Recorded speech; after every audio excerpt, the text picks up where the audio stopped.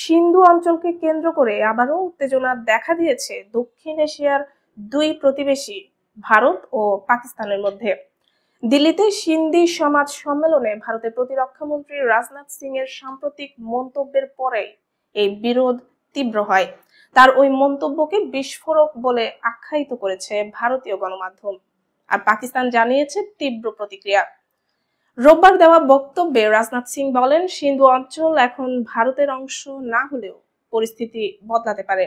ভবিষ্যতে এই অঞ্চল আবারও ভারতের কাছে ফিরে আসতে পারে। 1947 সালে দেশ ভাগের পর সিন্ধু অঞ্চল পাকিস্তানের অংশ হয়ে যায়, আর বিপুল সংখ্যক সিন্ধি হিন্দু ভারতে চলে আসেন।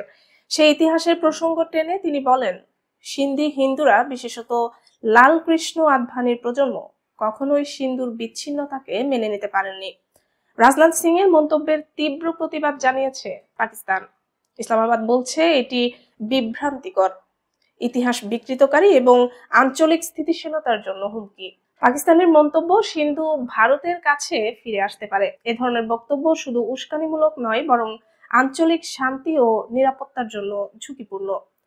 পাকিস্তানের পররাষ্ট্র মন্ত্রণালয় বিবৃতিতে ভারতীয় নেতাদের এমন মন্তব্য থেকে বিরত থাকার আহ্বান জানায়।